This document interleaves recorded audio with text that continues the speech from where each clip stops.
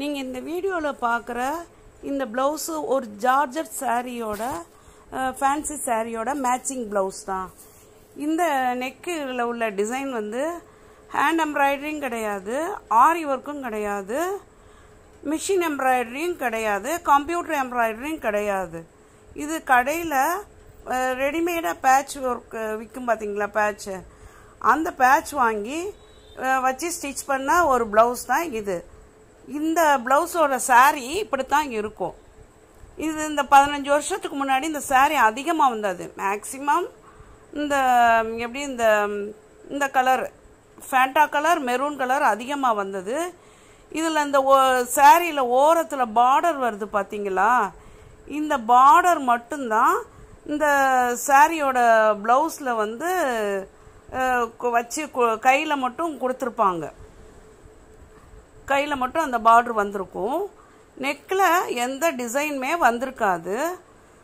Maximum நெக்கில் lace வச்சு எல்லாருமே ஸ்டிச் பண்ண சொல்லிடுவாங்க. ஒவ்வொருத்தவங்க ஃபேன்சியாக போட ஆசைப்பட்டுட்டு, அக்கா எல்லாரும் பேட்ச் ஒர்க் வச்சு தைக்கிறாங்க அப்படிம்பாங்க. நான் கிளாஸ் நடத்தும் போது பிள்ளைங்க கடையில் விற்கிறத வாங்கிட்டு வருவாங்க. அவங்க சாரிக்கு மேட்சான பேட்ச் பார்த்து வாங்குவாங்க.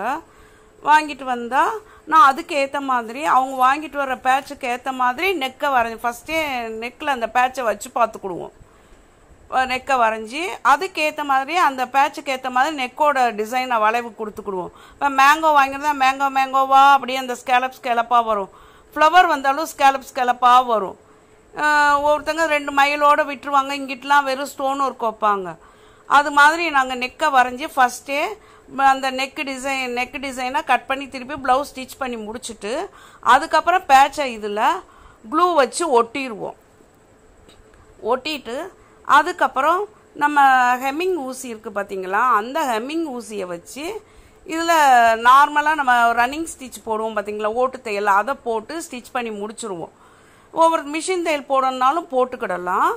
பட் மிஷின் தையல் போடும்போது ஸ்டோனில் படும், அந்த லேஸ் ஓரத்தில் உள்ள லேஸ் டேமேஜ் ஆகும், அந்த பேட்சில் உள்ள லேஸு. அதனால தான் அந்த ரன்னிங் ஸ்டிச் போடுறது. ரன்னிங் ஸ்டிச்சு தான் நான் இதுலேயுமே இந்த ப்ளவுஸ்லையுமே போட்டிருப்பேன். இந்த இது ஓரத்துலையும் இந்த லேஸ் வச்சு தைச்சிக்கலாம். அந்த ரன்னிங் ஸ்டிச் பாருங்கள் இருக்கா, தைச்சிட்டு ஓரத்தில் வந்து இந்த எம்ப்ராய்டரியில் கோல்டன் வருது, அந்த கோல்டன் லேஸே வாங்கி வச்சுக்கலாம். இல்லைன்னா இந்த பைப்பிங் த்ரெட்டு இப்போ இருக்குது பார்த்தீங்களா ட்ரெண்டிங்கில், அதே த்ரெட்டு முந்தி இருந்துச்சு. அந்த பைப்பிங் ரெடிமேட் பைப்பிங் வாங்கி தைக்கலாம். இல்லை ஓரத்தில் ஃபுல்லாக ஸ்டோனே வச்சுக்கிடலாம். தேங்க்ஸ்.